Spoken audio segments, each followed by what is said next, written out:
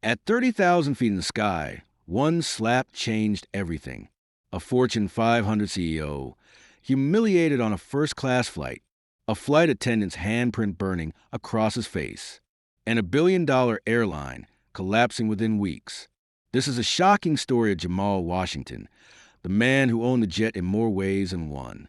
Where are you watching from today? Drop your country in the comments below.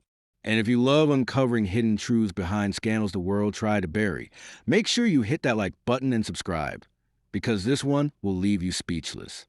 Jamal Washington was no ordinary passenger. At just 38 years old, he was the CEO of Tech Fusion Global, a Silicon Valley powerhouse worth billions. Born and raised in Detroit, Jamal built his empire from the ground up, a symbol of self-made success in corporate America. On that spring afternoon, Jamal boarded Atlantic Airlines Flight 207 from San Francisco to Atlanta. He'd just wrapped up a high-stakes board meeting and was headed home to close a massive deal. But what should have been a routine trip turned into a nightmare. From the start, something felt off. At the check-in counter, the gate agent scrutinized Jamal's platinum status longer than necessary. The white banker behind him waved through with a smile. When Jamal finally boarded first class, the tension grew. Heather Bailey, the flight attendant, studied his boarding pass with narrowed eyes. "Are you sure you're in the right seat, sir?" she asked. Meanwhile, 2 rows up, investment banker Bradley Morrison was greeted with champagne and laughter. Jamal ignored. He pressed the call button for water. Heather rolled her eyes, finally bringing him a flimsy plastic cup. Unlike the polished glasses given to others, his cup spilled onto his shirt. "Excuse me, it spilled," Jamal said politely. Heather's response? "It's just water. It'll dry." The banker across the aisle sneered. "Some people don't know how to behave in first class." The cabin grew tense. Sarah Thompson, a marketing executive nearby, whispered, "That's not right. I saw it too." Phone started recording. Jamal pressed the button again. Heather stormed down the aisle, red with fury. "Sir, if you don't calm down." And then it happened. With a sharp crack, Heather slapped Jamal across the face. The sound echoed through the cabin. Jamal froze. Her red handprint glowed against the skin. Gasps erupted. Cameras rolled. Hashtags exploded. Hashtag Flying Wild Black. Hashtag Atlantic Airlines Assault.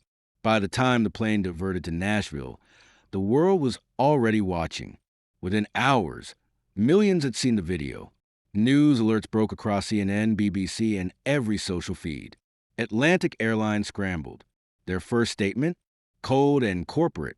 "We are aware of an incident. Safety and comfort remain our top priority." The backlash was instant. An incident? He was assaulted in first class. One tweet read. Another, "You don't value safety. You value silence." The stock price nosedived. Corporate partners froze contracts. Long-time customers canceled memberships. Behind the scenes, Atlantic wasn't just in damage control. They were running a smear campaign. Leaks revealed that their PR team floated rumors. Maybe Jamal provoked it. Maybe he raised his voice. Maybe he was aggressive. But then, more damning evidence surfaced. Jamal's legal team obtained internal emails. Heather Bailey, the flight attendant, had 3 prior complaints of racist behavior, all dismissed by HR. Gregory Phillips, Atlantic's HR director, had marked them as inconclusive and quietly filed them away. Even worse, whistleblowers revealed Atlantic had an internal playbook. Passengers of color who complained too often were flagged as service-intensive. Staff were encouraged to minimize their concerns and document them as unreasonable behavior. The slap wasn't just one woman's anger. It was a symptom of a systemic disease. Atlantic thought they could pay him off. Lawyers quietly reached out, offering Jamal millions in hush money if he signed a non-disclosure agreement. But Jamal wasn't interested. He went public with a fiery statement. "This isn't about me. This is about every passenger silenced, ignored, or humiliated because of the color of their skin. I will not settle. I will fight." The internet erupted. His post was shared millions of times. Protests erupted at airports across the country. The hashtag Ground Atlantic spread like wildfire. Soon, Whistleblowers inside Atlantic began contacting Jamal directly. Former employees revealed stories of discriminatory practices, shady accounting, and cover-ups. He wasn't alone anymore. Lawyers, activists, and even other CEOs formed a coalition around him. Together, they filed a class action lawsuit against Atlantic Airlines. The case gained national attention. Congress demanded hearings. Senators tweeted their outrage. Competitors smelled blood in the water. Inside Atlantic Airlines, chaos ruled. Executives fought in boardrooms, accusing each other of mishandling the crisis. CEO Walter Freeman tried to hold on, but leaks revealed he'd personally signed off on HR's pattern of burying discrimination complaints. Employees revolted. Flight attendants and pilots staged walkouts. Shareholders fled. And then came the final blow.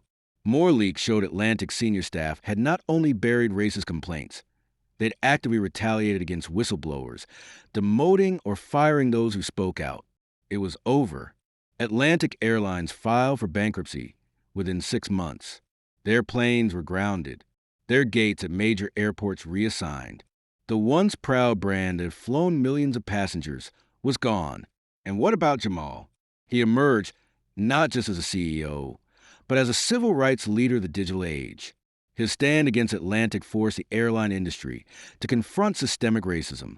New federal policies were introduced requiring airlines to publicly report discrimination complaints. Diversity and bias training became mandatory across the industry. And Jamal himself? He didn't just win a lawsuit. He won the respect of millions who saw in him not just a businessman, but a man who refused to be silenced.